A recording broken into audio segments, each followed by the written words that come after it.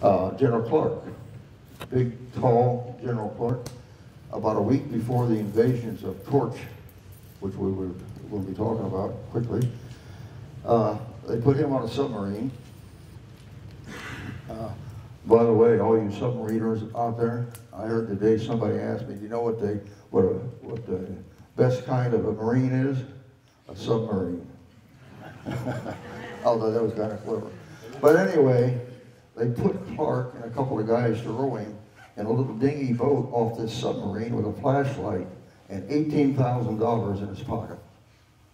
And his purpose was they would go up close to the North African continent or shore near Oran and shine this light. They got a light coming back off the shore. They would land. They would roll up and they would have a little discussion.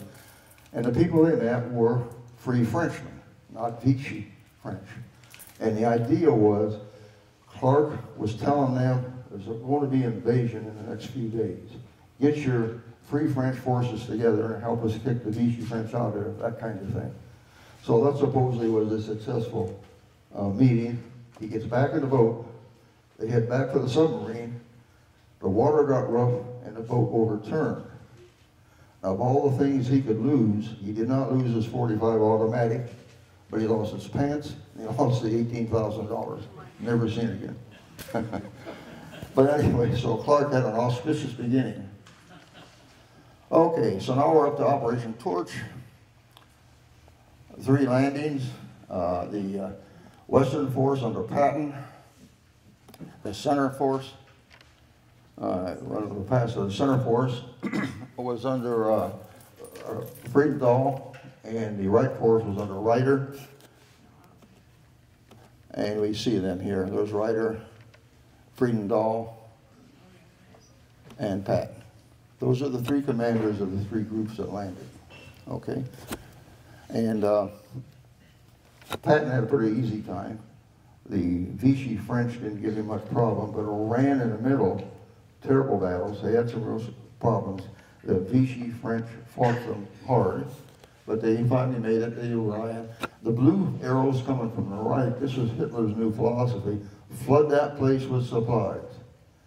And at this point, Rommel, who was down at the bottom of that last blue arrow,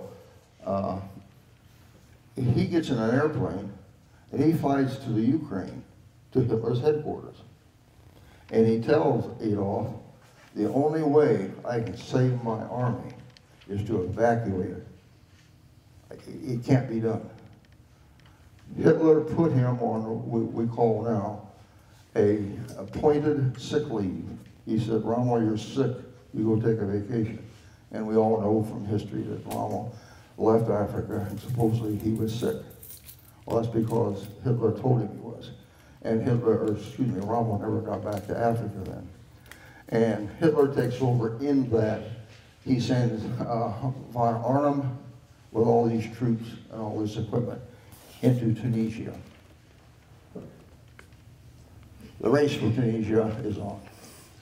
I just put this up here. I'm not going to spend much time with it. Pretty much said it all, except I want you to realize that Montgomery continues to push Rommel's troops into Tunisia. Early February, he's forced to halt right there. That's as far as Rommel's troops got. And then while that map is there, be sure you understand up there is top is Tunis. That's where everybody was heading. Pushing the Germans up there, that's where we're going to capture all this stuff.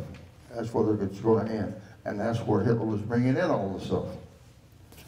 And I also say, just note where Kasserine is. Everybody's heard of the Kasserine Pass. Just keep it in your mind. It gives you an idea of where it was in relationship to the overall.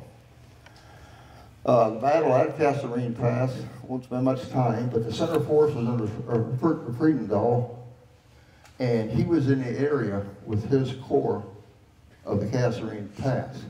And he had those guys so scattered out, kind of what the Italians did with those camps. Well, he did the same thing, in essence, with his own troops. And the coordination between them was terrible. And we say that he split his area of mass concentration. So when the Germans attack, they attack a smaller unit. The other units couldn't get there in time, and we have what we call the Battle of Catherine Pass, where the Americans, we say, got their comeuppance on that battle. But we say they were inexperienced in combat. That's all true. So at that point, Eisenhower said, "You're out, Friedendahl. In terms of that corps, I'm turning it over to Patton." And the first thing Patton did, concentrate his forces so that he had a mass of forces in an area. They could communicate well, they could defend well, and they could attack well.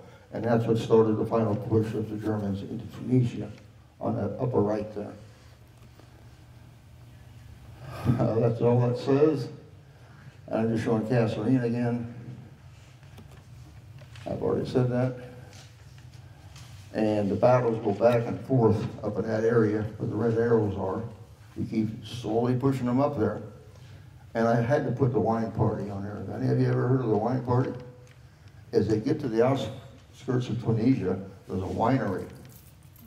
And the squad of American soldiers pick up their 5-gallon water cans, and they sneak into this winery to fill them up with wine.